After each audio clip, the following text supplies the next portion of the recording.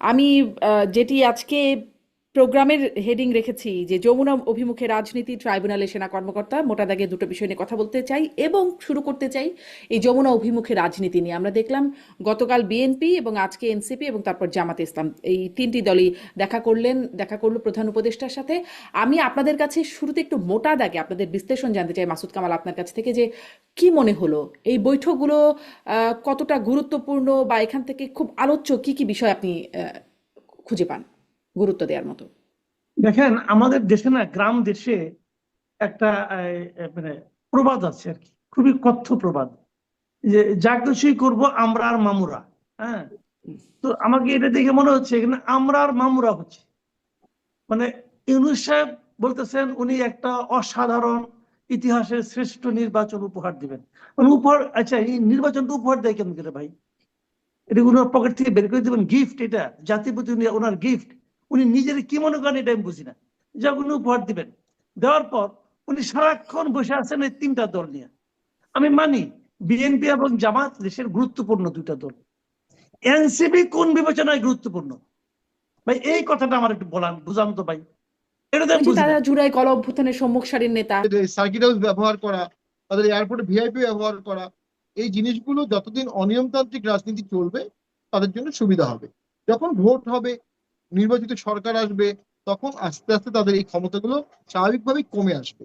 তারা এই জিনিসগুলো কমাতে চাচ্ছে না, এবং তাদের জুলাই সনদে সাইন না করা এটাও একটা এনার্কি সৃষ্টির পথ খোলা রাখা। কোনো কাস্টমাইজ বা কোনো কম্প্রোমাইজ ফর্মেটে তারা থাকবে না, এবং তাদেরকে বিভিন্ন সময় বিভিন্ন ইস্যুতে ইউজ করা হবে। কখনো আওয়ামী লীগ ব্যান, কখনো জাতীয় পার্টি ব্যান, কখনো বিপক্ষ বিশিষ্ট আইনসভা, কখনো জুলাই সনদ। বাই দ্য ওয়ে, জুলাই সনদের দাবিও তারাই তুলেছিল। জুলাই সনদের দাবি তারা টিএসসিতে আন্দোলন করেছে, ঢাকা ভার্সিটিতে আন্দোলন করেছে, আয় রাজু আয়, আয় সবাই রাজুতে আয়। এখন তারা সেখানে স্বাক্ষর করলো না, ওন করলো না। ডক্টর ইউনূস উপস্থিত থাকা অবস্থায় তার নিয়োগকর্তারা ওইখানে সাইন করতে আসলো না। নিয়োগকর্তা পরিবর্তন হয়ে গেছে, এমনটা হতে পারে।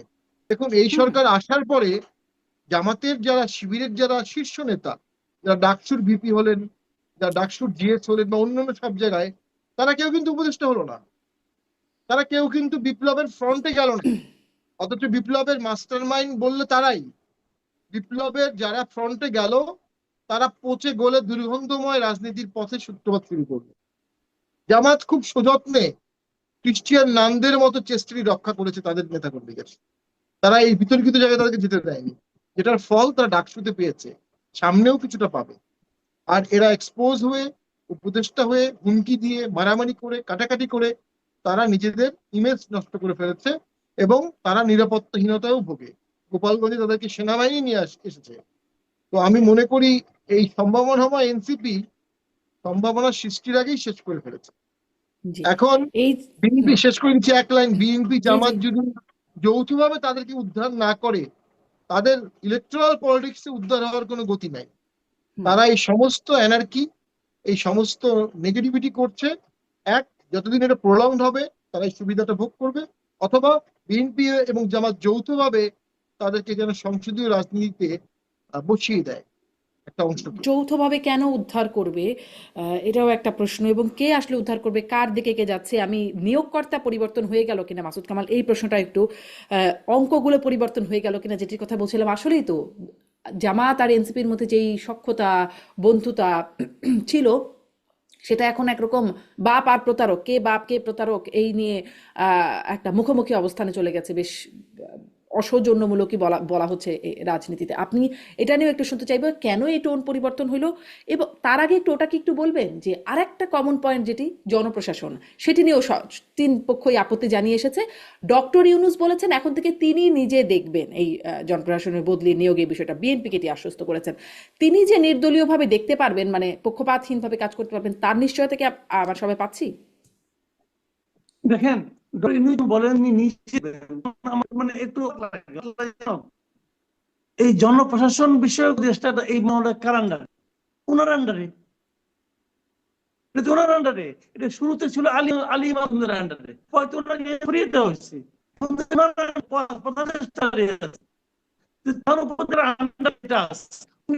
করে কি দেখবেন? তাহলে দেখেন নাই, একদিন দেখেন নাই তো ওনারা রাখছেন কেন? বিষয়টা কি রে ভাই? মানে এইগুলো যেমন কি ওই ছেলেগুলো কথাবার্তা শোনে। আমরাও দেখতে যারা ওই process করে, সবাই বিরাট খুশি। আমাদের কাজ হয়েছে। কি করে, কি বললো, কি বলেন উনি, আমি নিজে আমি তো দেখতে, এটা তো আপনারই মিনিস্ট্রি। তো এগুলো আছে বলে আমার মনে হয় না ভাই। মানে এরা মনে করে এরা নিজেদের কোনো বুদ্ধি নাই, পরিষ্কার কথা। এরা মনে করে দেশের জনগণ আপনারা ঘরের মধ্যে আছেন, ঘরের মধ্যে আছে, এই তো আমি ক্ষমতায় চলে আসলাম। এই ঘরের কারণে তারা অন্য আর কিছু মনে করে না, মনে করে যে সব ঠিক, যে যা বলে বলুক, আমি তো ক্ষমতায় এসে পড়তেছি।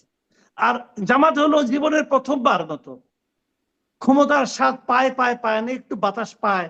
যদি নাও হয় প্রধান বিরোধী দলটা হবো, অন্ততপক্ষে আমার নেতার গাড়িতে পূর্বে বিরোধী দলের নেতা হিসেবে মানে সব ভুলে যাচ্ছে। আর প্রথমবার এবং সেটার মতো ওখানে আছে, যমুনা আছে, কথা বলছে, এদেরকে খুঁজে পাবো না, বার্ডেন দিয়েও পাবেন না এনসিপির লিডারদের। এই দলের কোনো পাত্তা বনে গেলে ভাই, বাংলার বহুত দেখছি একসঙ্গে এসে বিশাল পার্টি, এখন পাবেন খুঁজে ঠিক দেখতে পাচ্ছি না। এবং সবচেয়ে গুরুত্বপূর্ণ যেটি হচ্ছে, নিরপেক্ষ নির্দলীয় সরকার লাগবে। এখন এনসিপিতে একতাবদ্ধ না হলেও মাহফুজ, আসিফ, এনারা এনসিপিরই আমরা ধরতে পারি। তাহলে নিজের দলের সরকার মন্ত্রী থাকা অবস্থায় সে সরকার নিরপেক্ষ হয় কিভাবে? এই সরকার এক নাহিদ কিন্তু এর ব্যাখ্যায় একটা বলছেন যে যখন উপদেষ্টা পরিষদ গঠিত হয়েছিল, বিভিন্ন দল তাদের সুপারিশ বা তাদের রেফারেন্সে অনেকেই উপদেষ্টা হয়েছেন, তো তাদেরও দলের সবার দলেরই আছে এখানে। হতে পারে, জি, বিভিন্ন দলের হয়েছে, বাট মনে হয় না সেখানে আমরা বিএনপির কাউকে দেখতে পেয়েছি। এনিওয়ে, জাতীয় পার্টির সমর্থিত কেউ আছে থাকার কোনো কারণও নেই, দেখি না। সোজা কথাই, এটি নির্দলীয় না, এটি কিছু দলীয় সরকার এবং নিরপেক্ষ না। কারণ এই সরকার কিছু লোককে প্রিভিলেজ দিচ্ছে, কিছু লোককে সরকারি সুবিধা ব্যবহার করার জন্য সুযোগ দিচ্ছে, এবং অসংখ্য লোকের নামে মামলাও হয়েছে এই সময়, সত্য মিথ্যা। তাহলে নির্দলীয় না, নিরপেক্ষ না, অ্যাকাউন্টেবলও না। এই সরকারটি চলে গেলে তার দায়বদ্ধতা কিভাবে থাকবে, কার কাছে থাকবে, কোন প্রক্রিয়ায় থাকবে? সেটা যদি না হয়, তাহলে সেই সরকার ভালো ভোট কিভাবে উপহার দেবে? ভালো ভোট উপহার দেওয়ার কোনো সদিচ্ছা এই সরকারের কখনোই ছিল না। এই সরকারটি এনসিপি কে দিয়ে অ্যানার্কি করেছে, কিছু ব্রডার ফিলোসফিক্যাল পারপাস নিয়ে এসেছে, এবং ঐক্যমত কমিশনটা দিয়ে আমি মনে করি খুব একটা ঐক্য সৃষ্টি হয়নি, একটা অনৈক্য কমিশন সৃষ্টি হয়েছে। জাতিটা স্থায়ীভাবে বিভাজন তন্ত্রে চলে গেল, অনৈক্যের একটা দৃশ্যমান রূপ দেখা যাচ্ছে। সেই দৃশ্যমান যা দেখছি সেটি কি সত্যি হচ্ছে কিনা জনাব মাসুদ কামালের কাছ থেকে ওটা শুনবো, কিন্তু আপনার কাছ থেকে আরেকটা বিষয় একটু শুনে নেই। সেটি হচ্ছে যে আচ্ছা, মাসুদ কামালের কাছ থেকে আগে শুনে আসি প্রশ্নটা। আমি একটু পরেই জনাব শামীম পাটোয়ারি আপনার কাছে আসি। মাসুদ কামাল, আপনার কাছ থেকে ছোট্ট করে এই বিশ্লেষণটা, এই যা দেখা যাচ্ছে জামাত আর এনসিপির মধ্যে দূরত্ব, সেটা কি আসলেই সৃষ্টি হয়েছে নাকি এটাও একটা দেখানোর মতো, মানে দেখানোর জন্য হচ্ছে? আপনার বিশ্লেষণ কি, বন্ধুতাকে শত্রুতায় পরিণত হলো কিনা? শুনেন, আমি আপনাকে দুটো জিনিস বলি। এনসিপির ব্যাপারে দু ধরনের কথা প্রচলিত ছিল বাজারে। একটা কথা ছিল যে তারা এই সরকারের টিম, মানে কিংস পার্টি। আরেকটা প্রচারণা ছিল তারা জামাতের বি টিম। ঠিক আছে, এনসিপি কিন্তু একটা সম্ভাবনা নিয়ে এসেছিল প্রথমে, ইয়াংদের দল, অনেকে দলের উপর আশাও করেছিল যে ভালো কিছু করতে পারে। তো কিন্তু যখন তারা কিংস পার্টি হয়ে গেল, যখন তারা জামাতের বি টিম হয়ে গেল, এবং তার সঙ্গে তার কতিপয় নেতার যে ব্যক্তিগত কর্মকাণ্ড নিয়ে যে স্ক্যান্ডাল শুরু হয়ে গেল, এই সব মিলিয়ে এনসিপি বাংলাদেশের রাজনীতির অঙ্গনে এখন প্রায় নাই হয়ে যাওয়ার মতো অবস্থায় আছে ভোটের রাজনীতিতে। এই অবস্থায় এনসিপি কিন্তু ব্যাক করতে হবে। এখন ব্যাক করার জন্য তারা একটা একটা করে স্টেপ নিচ্ছে। প্রথমত তারা কিংস পার্টির যে তাদের উপরে যে একটা বোঝা চেপে আছে, লেবাস লাগানো আছে, এটা দূর করার জন্য তারা সরাসরি কয়েকজন উপদেষ্টার বিরুদ্ধে ব্লেম নিয়ে আসলো। হয়তো সত্য কথাই, হয়তো সত্য, কিন্তু সত্যটা একদিন বলেনি, বলা শুরু করলো যে তারা এক্সিট পয়েন্ট খুঁজতেছে, সেফ এক্সিট খুঁজতেছে, অমুক তমুক বললো। বলা শেষ। এখনো তারা বলতে পারে যে আমরা যদি কিংস পার্টি হতাম তাহলে কি এগুলো বলতাম? তো বলতাম না। যদি বলার মাধ্যমে প্রমাণ করলাম আমরা কিংস পার্টি না। তারা খুব হ্যাপি মেন্টালি, তারা নিজেরা হ্যাপি, কিন্তু পাবলিক কি ভাবে এটা তারা জানে না। দ্বিতীয়ত হলো গিয়ে এখন তারা হলো জামাতের বি টিম। ওকে, আর জামাতের বি টিমের এই যে আমার উপরে যে চেপে আছে একটা বদনাম, এটা বাঁচার উপায় কি? বাঁচার উপায় জামাতকে সরাসরি অ্যাটাক করা। সে কি অ্যাটাক করলো? যে ওখানে সিগনেচার করে জামাত জাতির সঙ্গে প্রতারণা করেছে। আবার জামাত বললো যে বাপের আগে ছেলে কথা বলে, তাহলে বাপকে জামাত বাপ? জামাত নিজেই বলতেছে আমি বাপ। জামাত যদি পিতৃত্ব স্বীকার করে তাহলে পুত্রের স্বীকার করা না কিছু যায় আসে না।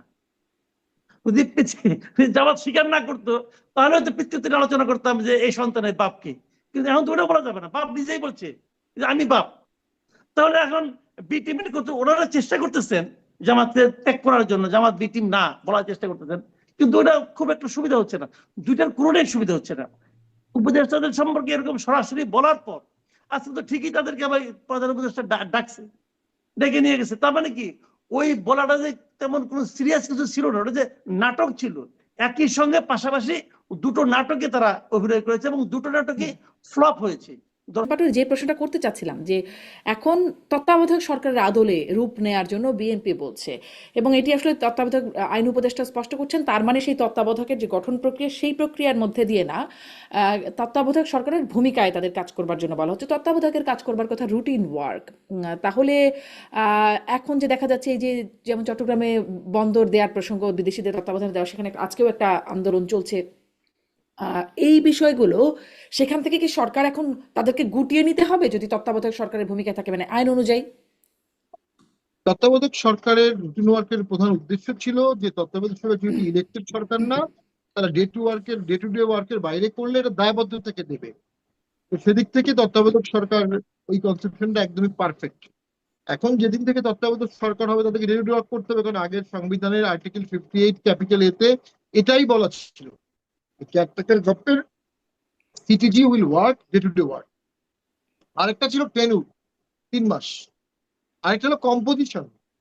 এই কম্পোজিশনে এসে কিন্তু সমস্যা হবে, কারণ ওখানে বলা ছিল ইমিডিয়েট পার্ট চিফ জাস্টিস হবে, যেটা মিস্টার জাস্টিস ওবায়দুল শাহিন যিনি রিজাইন করেছেন।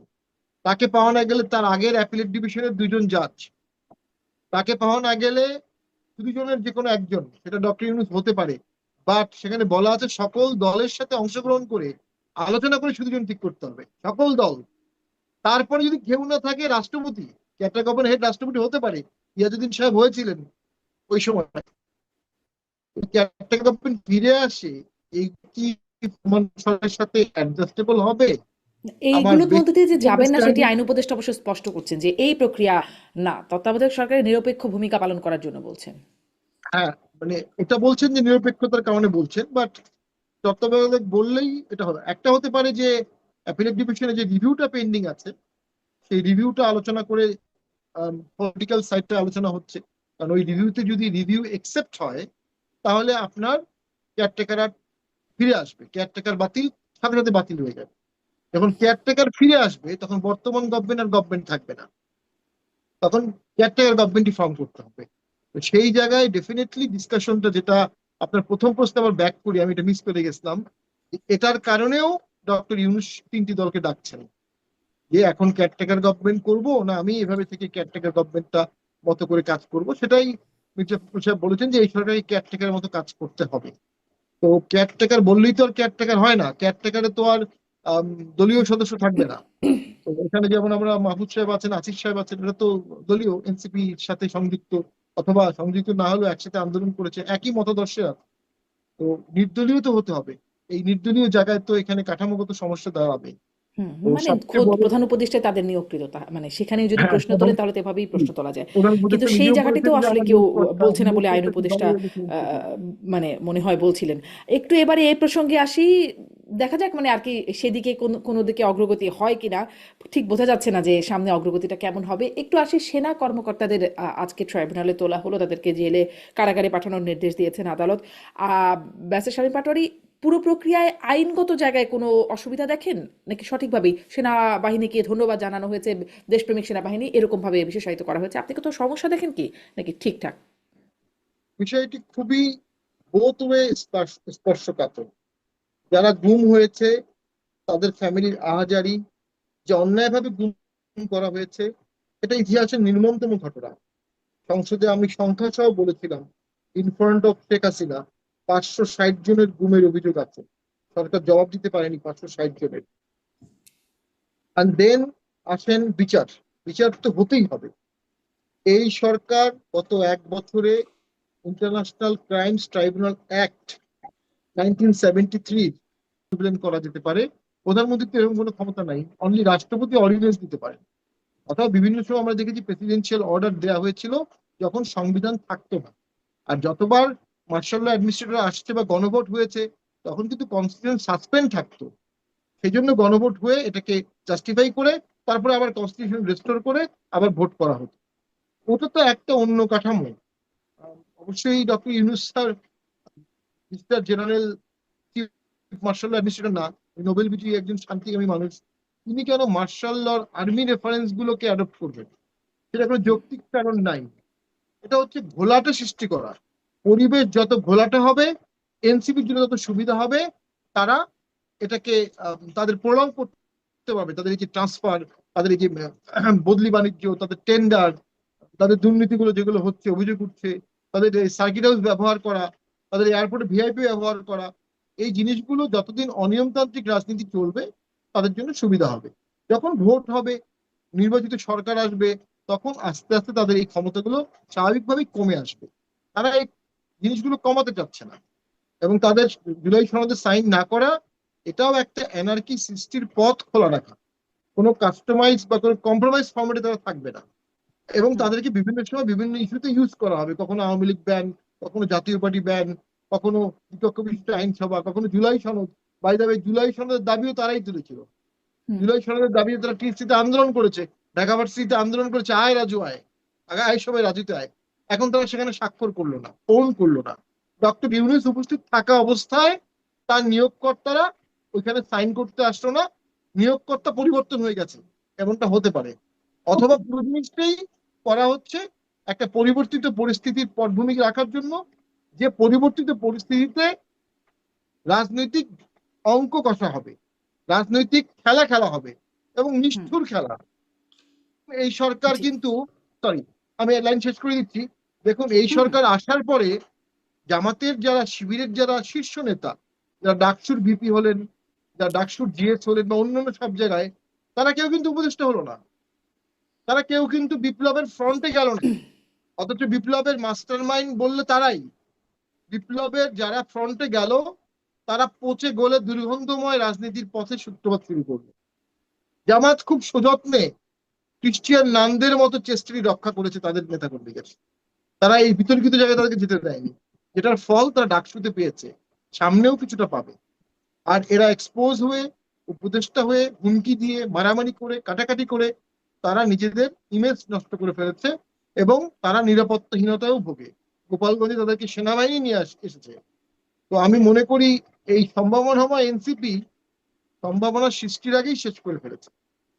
এখন বিএনপি, শেষ করে দিচ্ছে এক লাইন, বিএনপি জামাত যদি যৌথভাবে তাদেরকে উদ্ধার না করে, তাদের ইলেকট্রাল পলিটিক্সে উদ্ধার হওয়ার কোনো গতি নাই। তারা এই সমস্ত এনার্কি, এই সমস্ত নেগেটিভিটি করছে। এক, যতদিন এটা প্রলংড হবে তারা এই সুবিধাটা ভোগ করবে, অথবা বিএনপি এবং জামাত যৌথভাবে তাদেরকে যেন সংসদীয় রাজনীতিতে বসিয়ে দেয় একটা অংশ। যৌথভাবে কেন উদ্ধার করবে, এটাও একটা প্রশ্ন। এবং কে আসলে উদ্ধার করবে, কার দিকে কে যাচ্ছে? আমি নিয়োগকর্তা পরিবর্তন হয়ে গেল কিনা মাসুদ কামাল, এই প্রশ্নটা একটু, অঙ্কগুলো পরিবর্তন হয়ে গেল কিনা, যেটির কথা বলছিলাম। আসলেই তো জামাত আর এনসিপির মধ্যে যেই সখ্যতা, বন্ধুতা ছিল, সেটা এখন একরকম বাপ আর প্রতারক, কে বাপ কে প্রতারক, এই নিয়ে একটা মুখোমুখি অবস্থানে চলে গেছে। বেশ অসৌজন্যমূলকই বলা হচ্ছে রাজনীতিতে। আপনি এটা নিয়েও একটু শুনতে চাইবো, কেন এই টোন পরিবর্তন হইলো? এবং তার আগে ওটাকে একটু বলবেন যে আরেকটা কমন পয়েন্ট যেটি জনপ্রশাসন, সেটি নিয়েও তিন পক্ষই আপত্তি জানিয়ে এসেছে। ডক্টর ইউনূস বলেছেন এখন থেকে তিনি নিজে দেখবেন এই জনপ্রশাসনের বদলি নিয়োগের বিষয়টা। বিএনপিকে এটি আশ্বস্ত করেছেন। তিনি যে নির্দলীয়ভাবে দেখতে পারবেন, মানে পক্ষপাতহীনভাবে কাজ করতে পারবেন, তার নিশ্চয়তা কি আমরা সবাই পাচ্ছি? দেখেন, বলেননি নিজে, মানে একটু এই জনপ্রশাসন বিষয়ক দেশটা এই মহলের কার আন্ডারে? ওনার আন্ডারে। ওনার আন্ডারে এটা শুরুতে ছিল আলী মাহমুদের আন্ডারে, হয়তো ওনাকে সরিয়ে দেওয়া হয়েছে,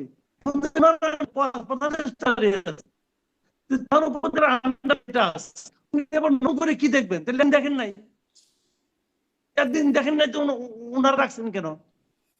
বিষয়টা কি রে ভাই? মানে এইগুলো যেমন কি ওই ছেলে লোক কথাবার্তা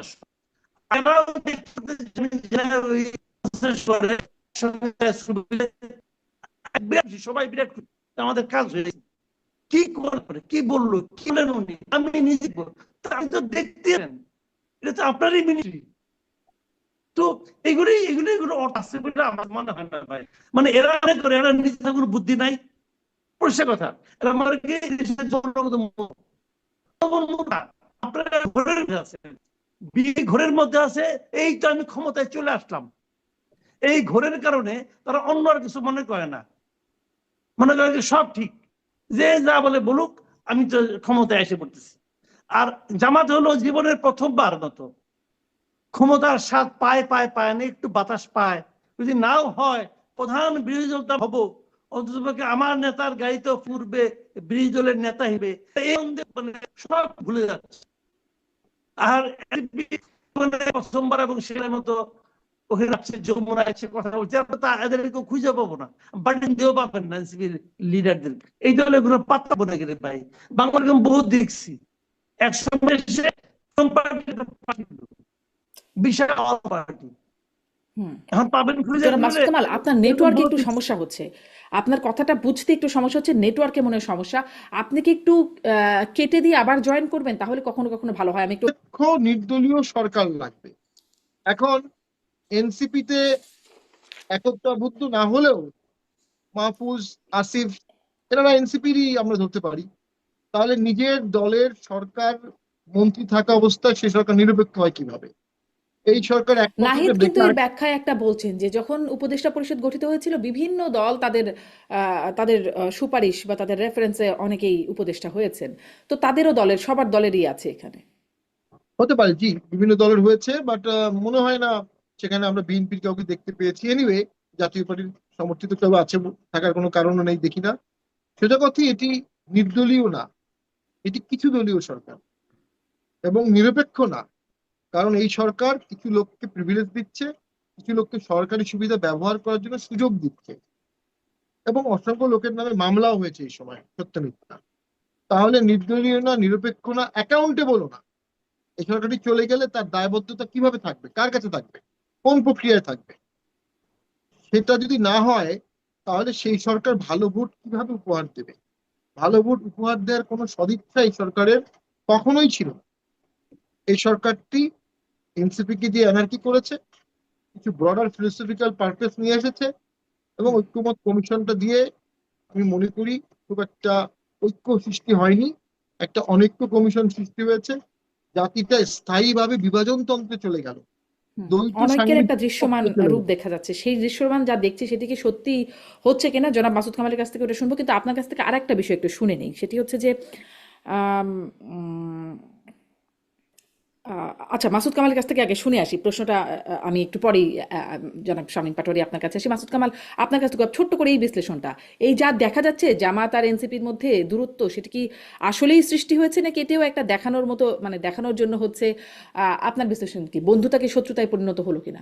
শুনেন, আমি আপনাকে দুটো জিনিস বলি। এনসিপির ব্যাপারে দু ধরনের কথা প্রচলিত ছিল বাজারে। হুম। একটা কথা ছিল যে তারা এই সরকারের টিম, মানে কিংস পার্টি। আরেকটা প্রচারণা ছিল তারা জামাতের বি টিম। ঠিক আছে, এনসিপি কিন্তু একটা সম্ভাবনা নিয়ে এসেছিল প্রথমে, ইয়াংদের দল, অনেকে দলের উপর আশাও করেছিল যে ভালো কিছু করতে পারে। তো কিন্তু যখন তারা কিংস পার্টি হয়ে গেল, যখন তারা জামাতের বি টিম হয়ে গেল, এবং তার সঙ্গে তার কতিপয় নেতার যে ব্যক্তিগত কর্মকাণ্ড নিয়ে যে স্ক্যান্ডাল শুরু হয়ে গেল, এই সব মিলিয়ে এনসিপি বাংলাদেশের রাজনীতির অঙ্গনে এখন প্রায় নাই হয়ে যাওয়ার মতো অবস্থায় আছে ভোটের রাজনীতিতে। এই অবস্থায় এনসিপি কিন্তু ব্যাক করতে হবে। এখন ব্যাক করার জন্য তারা একটা একটা করে স্টেপ নিচ্ছে। প্রথমত তারা কিংস পার্টির যে তাদের উপরে যে একটা বোঝা চেপে আছে, লেবাস লাগানো আছে, এটা দূর করার জন্য তারা সরাসরি কয়েকজন উপদেষ্টার বিরুদ্ধে ব্লেম নিয়ে আসলো। হয়তো সত্য কথাই, হয়তো সত্য, কিন্তু সত্যটা একদিন বলেনি, বলা শুরু করলো যে তারা এক্সিট পয়েন্ট খুঁজতেছে, সেফ এক্সিট খুঁজতেছে, অমুক তমুক বললো। বলা শেষ। এখনো তারা বলতে পারে যে আমরা যদি কিংস পার্টি হতাম তাহলে কি এগুলো বলতাম? তো বলতাম না। যদি বলার মাধ্যমে প্রমাণ করলাম আমরা কিংস পার্টি না। তারা খুব হ্যাপি মেন্টালি, তারা নিজেরা হ্যাপি, কিন্তু পাবলিক কি ভাবে এটা তারা জানে না। দ্বিতীয়ত হলো গিয়ে এখন তারা হলো জামাতের বি টিম। ওকে, জামাতের বি টিমের এই যে আমার উপরে যে চেপে আছে একটা বদনাম, এটা বাঁচার উপায় কি? বাঁচার উপায় জামাতকে সরাসরি অ্যাটাক করা। সে কি অ্যাটাক করলো? যে ওখানে সিগনেচার করে জামাত জাতির সঙ্গে প্রতারণা করেছে।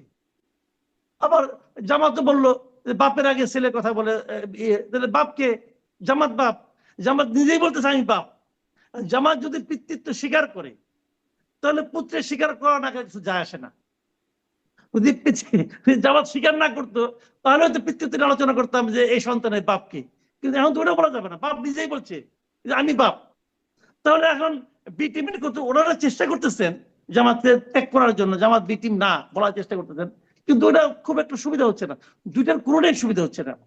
উপদেষ্টাদের সম্পর্কে এরকম সরাসরি বলার পর আজকে তো ঠিকই তাদেরকে আবার প্রধান উপদেষ্টা ডাকছে, ডেকে নিয়ে গেছে। তার মানে কি ওই বলাটা যে তেমন কোনো এই বিষয়গুলো সেখান থেকে কি সরকার এখন তাদেরকে গুটিয়ে নিতে হবে যদি তত্ত্বাবধায়ক সরকারের ভূমিকা থাকে, মানে আইন অনুযায়ী?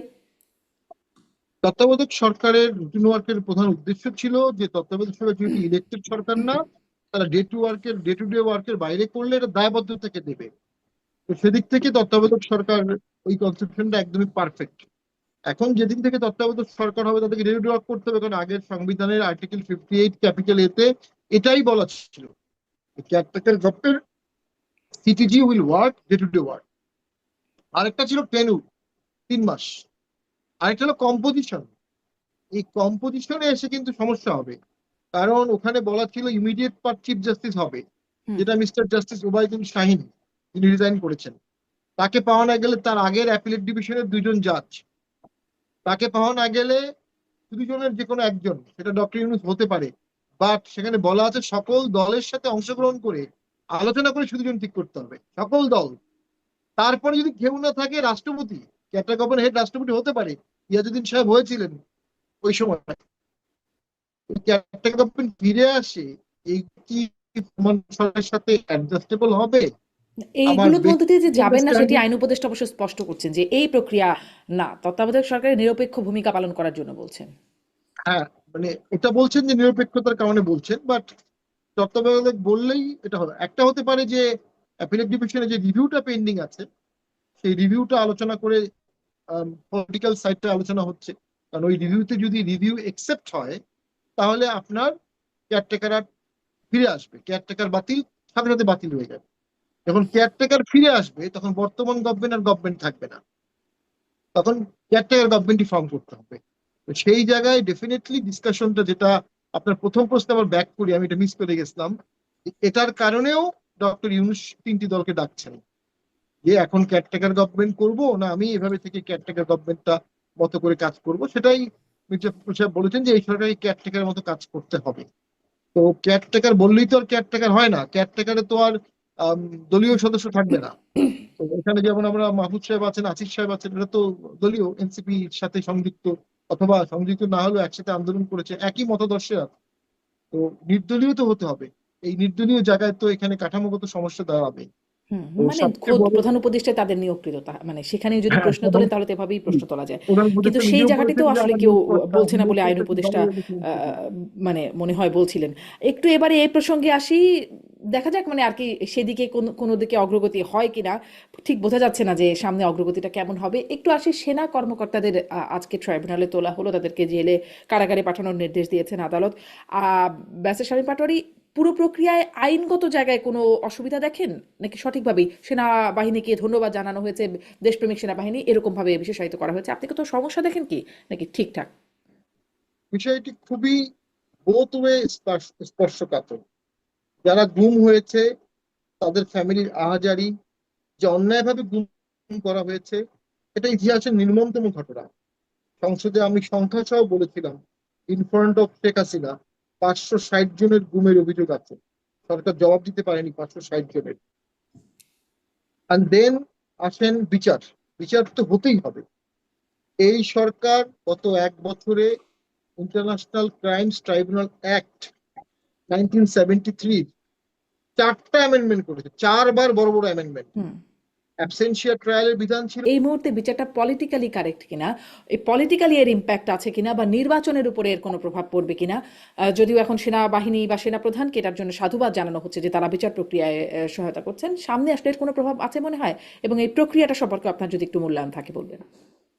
দেখেন, একটা জিনিস হলো কি, পলিটিক্যালি প্রভাব পড়বে পড়বে কেন সেটা আমি বলি। সেনাবাহিনীর বিরুদ্ধে যে সমস্ত অভিযোগ আনা হয়েছে, এই অভিযোগগুলো তো আসলে পলিটিক্যালি ছিল। এই অপরাধগুলো তো পলিটিক্যাল অপরাধ। পলিটিক্যাল গভর্নমেন্ট সেনাবাহিনীকে এখানে তার হাতিয়ার হিসেবে ব্যবহার করেছে। এখন পলিটিক্যাল গভর্নমেন্টের আপনি বাস্তবতাটা কিন্তু খেয়াল করতে হবে ভাই। পলিটিক্যাল একটা গভর্নমেন্ট, যারা তার হাতে সমস্ত ক্ষমতা, প্রধানমন্ত্রীর হাতে প্রতিরক্ষা মন্ত্রণালয়, যে মন্ত্রণালয়ের মধ্যে সেনাবাহিনী কাজ করে। এখন সেই তারা যা যা করতেছে, একটা মানে যে অফিসার ডিজিএফ এর চিফরা যে কটা আছে সবাইকে আনছেন, আপনি আনেন, সমস্যা নেই, তারা ওই সময় ছিল, তারা দায়িত্ব নিল না। তো যে লোকটা টর্চার করছে, একটা হাবিলদার হয়তো টর্চার করছে, তার নাম কিন্তু নাই। এই 15 জনের নাম আছে, এই 15 জন কি তাকে টর্চার করছে? এই 15 জন কি তাকে গুম করছে? আলোচনা করলে কিন্তু এভাবে হবে।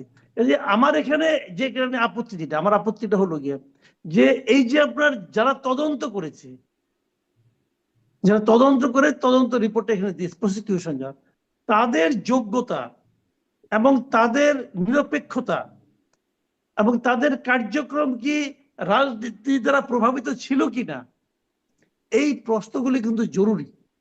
কারণ আপনি এমন একটা তদন্ত করেছেন যে তদন্তের পর জাস্ট খালি অভিযোগটা সাবমিট করার সঙ্গে সঙ্গেই সে তার চাকরি হারাবে, সে তার অন্য অন্য অনেক নাগরিক অধিকার হারাবে, কেবলমাত্র অভিযোগটা সাবমিট করলো।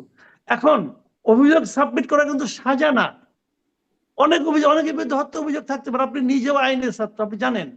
তাহলে সেখানে তো অভিযোগ করা মাত্রই যদি তাকে আপনি সমস্ত নাগরিক সুবিধা থেকে তাকে আপনি বাতিল করে দেন, তাহলে তো যে প্রসিকিউশন সে ইচ্ছা করলে আর তার ব্যক্তিগত সত্যতা থাকার কারণে আরো 10 জন লোকের নাম এখানে ঢুকাই দিতে পারে। কারণ যে ঢুকাবে সে কি মানুষ না? সে তো এই মাটিরই মানুষ রে ভাই। এই মাটি বড় উর্বর, এই মাটির থেকে যা গজায় সব উর্বর জিনিসপত্র খেতে বেরিয়ে আসে। এই মাটির থেকে শেখ হাসিনাও গজাই ছিল, তো সবই তো ছিল।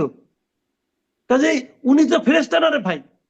তো উনি কার বিরুদ্ধে আইনটা, যে কথাটা গিয়ে পাটোয়ারি সব বললেন যে এই আইনটাও তো এই সরকার এনেছে, এই সরকার তো ইটসেলফ একটা পার্টি, সে একটা লক্ষ্যে নামছে।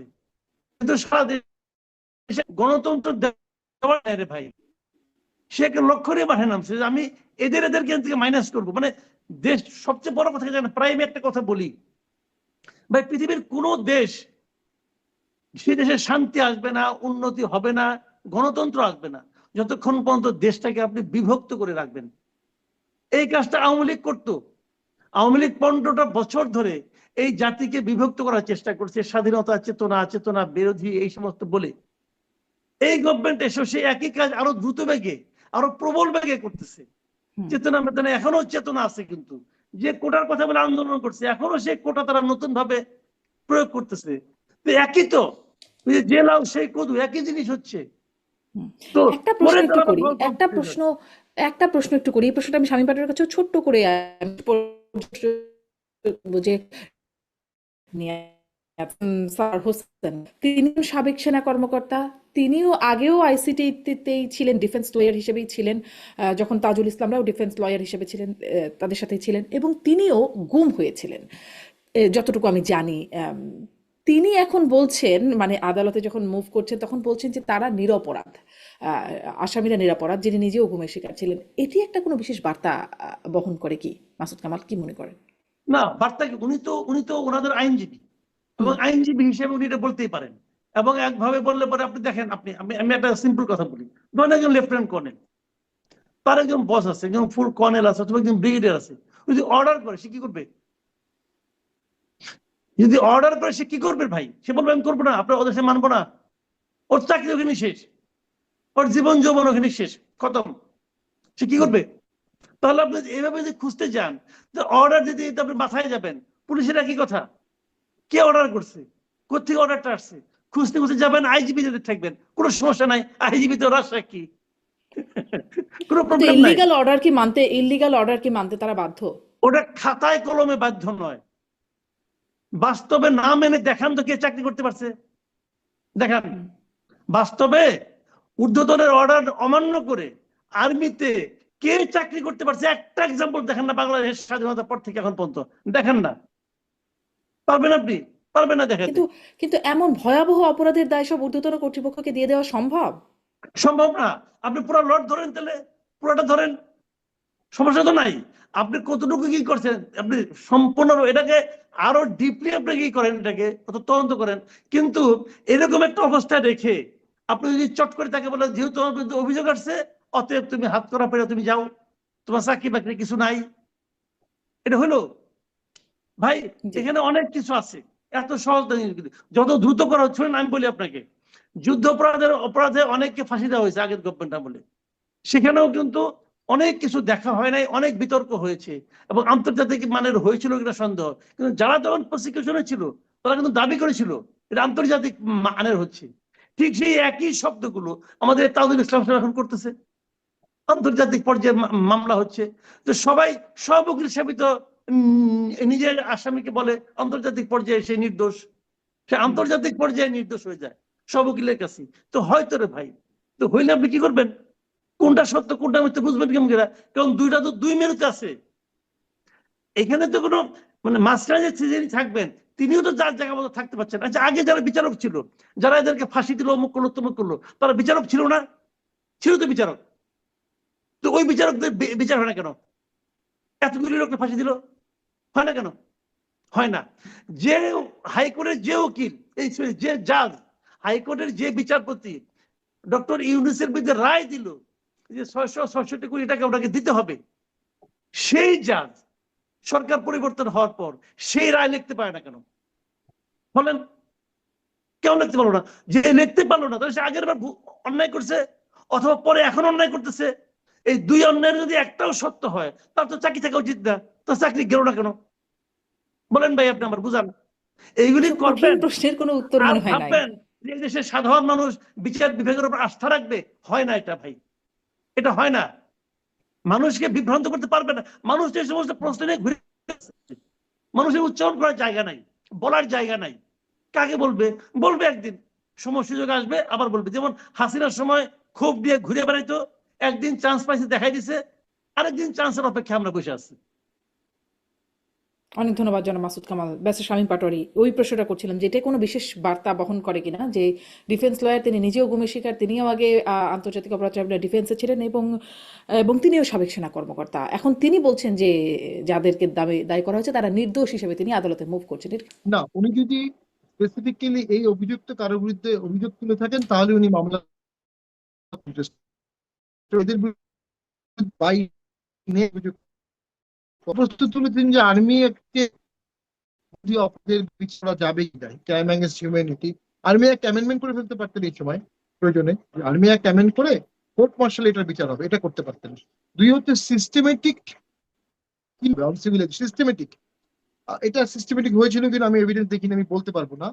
আর হচ্ছে chain of command, prime minister থেকে শুরু করে সৈনিক পর্যন্ত ইনভলভ। আপনি সিঙ্গেল আউট করলেন কিভাবে? তারা ঠেকাতে পারেনি, বাধা দিতে পারেনি, এটা কিন্তু অপরাধ হবে কিনা আমি জানি না। দুই হচ্ছে আপনি বলেছেন ইললিগাল অর্ডার মানতে বাধ্য কিনা। বন্দুকের নলে ইললিগাল এই বিচার করার ক্ষমতা নাই। আপনাকে অর্ডার দেওয়া হবে, আপনি ফলো করবেন। The soldiers they follow orders. তাদের চিন্তা করার ক্ষমতা দেওয়া হয়নি, কারণ তাদের হাতে অস্ত্র দেওয়া হয়েছে। তাদের চিন্তা করে আমি গুলি করবো কি করবো না, বাই দিন বাংলাদেশ দখল হয়ে যেতে পারে। তা যদি চিন্তা করে আমি এই ইললিগাল গুলি করব না, তাকে কোয়ার্টার মার্শাল যেতে হবে, কোয়ার্টার গার্ডে যেতে হবে। কিন্তু এই নিজের দেশের সিভিলিয়ানকে এভাবে নিয়ে টর্চার করবে, এটি কিভাবে অর্ডার হইতে মানে? অবশ্যই খুবই খুবই অন্যায়, ন্যাক্কারজনক। কিন্তু আপনি কাকে ধরবেন না, তারা কাকে ছাড়বেন, কে দায়ী কে দায়ী না? বিডিএফ এর চিফ দায়ী, তাহলে তো ওনারা তো প্রাইম মিনিস্টারকে রিপোর্ট করতেন, prime minister direct order follow করতেন। তাকেও তো সেই দায়ী করা অর্ডার হয়েছে। তাকে দায়ী করা হয়েছে, কিন্তু তিনি অর্ডার দিয়েছেন, এরা অর্ডার ফলো করেছে। তো চাকরিজীবী লোককে আসলে কতটুকু দায়ী করা যাবে, খুব গুরুতর। এই কথাগুলো ভিকটিমরা কখনো শুনতে পছন্দ করবে না, কিন্তু আসলে এই চাকরিজীবী লোককে আমরা কতটুকু দায়ী করতে পারবো, এটার একটা বিষয় রয়ে গেছে। আপনাকে বলি, ক্লিনার আমাদের ধরে ধরে সালে একইভাবে র্যাব দিয়ে সিস্টেমেটিক্যালি সিভিলাইজেশনের উপরে, ওটাও তো মানবতা বিরোধী অপরাধ, একসময় ওটাও আসবে। হুম। বা সংখ্যা যদি দিয়ে কোনো ধরেন বিচার করি না। গোপালগঞ্জ যেভাবে আমার সেদিন একজন সেনা কর্মকর্তা, একজন ব্রিগেডিয়ার জেনারেলের সাথে কথা হচ্ছিল আমার আরেকটি অনুষ্ঠানে, তিনি বলছিলেন যে হত্যা, গুম এগুলো আসলে এগুলোর বিচার সিভিলিয়ানেই হবে, হতে পারে আর কি। তো গোপালগঞ্জেও যেভাবে সেনাবাহিনীর গুলিতে মানুষ মরলো এবং একটা খুব আলোচিত ছবি, বুটের নিচে মানুষের, সাধারণ মানুষের মানে মাথা, এরকম একটা ছবি আসলো, এটাও কি আসলে এই আদালতে বিচার্য বিষয় হয়ে উঠতে পারে কিনা? দেখুন, রাষ্ট্র খুব জটিল কম্পোজিশন, অনেক কিছুই সামনে হবে, যেহেতু আপনি দরজাটা খুলে দিলেন, প্যান্ডোরাটা খুলে দিলেন। ভিকটিমদের দাবি ছিল, যৌক্তিক দাবি ছিল, সেটা অনেক খুললেছেন, কিন্তু প্যান্ডোরাটা খুললে আসলে খুব ভয়ঙ্কর। দেখুন, আমি মানে দায়িত্ব নিয়ে বলছি না, বিএনপি কিন্তু ঠিক আহ, জিয়াউর রহমানের হত্যাকাণ্ডের ব্যাপারটায় খুব নাক গলায়নি, কারণ সেনাবাহিনীর ভেতরে একটা ঘটনা, এটাকে বের করে নিয়ে আসা খুব টাফ, খুবই কঠিন। এবং বঙ্গবন্ধু কিন্তু বলেছিল আমি সাধারণ ক্ষমা ঘোষণা করে দিলাম টোটালি। 90 সালে যখন এরশাদ স্যার পদত্যাগ করলেন, তখন হুম। বাংলাদেশের স্পিকার, প্রধান বিচারপতি সবাই বহাল তবিয়তে ছিল, সেনাপ্রধান বহাল তবিয়তে ছিল, সেনাবাহিনী বহাল তবিয়তে ছিল। হ্যাঁ, তখন এত গ্রুসম অপরাধ হয়নি, এত ব্রুটালিটি ছিল না, কিন্তু রাষ্ট্র কাঠামোটা কেউ হাত দেয়নি। 2006-ও তাই হয়েছে। এই প্রথমে আমরা দেখলাম রাষ্ট্র কাঠামোটাকে হাত দেওয়া হচ্ছে। এটা পেছনে যুক্তি আছে, কিন্তু এটা কাউন্টার যুক্তিও অনেক আছে। আজকে যদি আপনার আরাকান আর্মি বাংলাদেশকে অ্যাটাক করে, আপনি সেনাবাহিনী ছাড়া কিভাবে দেশ রক্ষা করবেন? আজকে যদি ইভেন ভারতের সাথে রক্ষা করতে হয়, সেনাবাহিনী রক্ষা করতে পারবে? দেশে ক্যাটাস্ট্রফি হলে কে রক্ষা করবে? সেনাবাহিনী। সেই জি। জায়গাটায় হাত দিতে গেলে অনেক চিন্তা ভাবনা করে হাত দেওয়া উচিত ছিল, ইন এ ডিগনিফাইড ওয়ে। যারা ব্যক্তিগত অপরাধ করেছে তাদের অবশ্যই শাস্তি হওয়া উচিত, কিন্তু অপরাধটা ব্যক্তিগত হতে হবে। এই সেনা কর্মকর্তাদের সাথে হুম। যারা ভিকটিম হয়েছে, তাদের কি কোনো পলিটিক্যাল এনিমিটি ছিল? তাদের কি কোনো ব্যক্তিগত দ্বন্দ্ব ছিল, বা কোনো ওয়ার সিচুয়েশন ছিল যে এক পক্ষ আরেক পক্ষ যুদ্ধ করছে? একটা ব্যাডলি ইলেক্টেড গভর্নমেন্ট ছিল, ইলেক্টেড গভর্নমেন্ট একটা প্রোপাগান্ডা প্রোগ্রাম দিয়েছে, অ্যানিহিলেশন অফ অপোজিশন, তারা অনেকে এক্সিকিউশন করেছে, শুধু এরাও না, অনেকেই করেছে। তো জি। সেক্ষেত্রে আমার মনে হয় ভবিষ্যতে তো অর্ডার ফলো করতে অসুবিধা হবে সেনাবাহিনীর। অনেকেই বলবে জি, আমরা এটা ফলো করবো নিশ্চয়ই না, নিশ্চয়ই, মানে করলে আমরা গ্রে এরিয়া ট্রাইব্যুনালে যতই কেস থাকুক, করবো। নিশ্চয়ই এরকম ভয়ঙ্কর অপরাধের বিচার হতে হবে। আর এটাও একটা প্রশ্ন যে সব কি, মানে যাদেরকে দেখা যাচ্ছে তাদের কিছু কিছু নিশ্চয়ই ব্যক্তিগত ইন্টারেস্টও ছিল, ব্যবসায়ীদের তুলে আনা, সবাই তো আর পলিটিক্যাল অপোনেন্ট ছিলেন না যাদেরকে গুম করা হয়েছে, যারা আসলে রিপোর্ট করছেন, তাদের নিশ্চয়ই ব্যক্তিগত অপরাধ, হয়তো সেটি আদালতের সামনের দিনে প্রমাণিত হবে বা হবে না, কিন্তু নিশ্চয়ই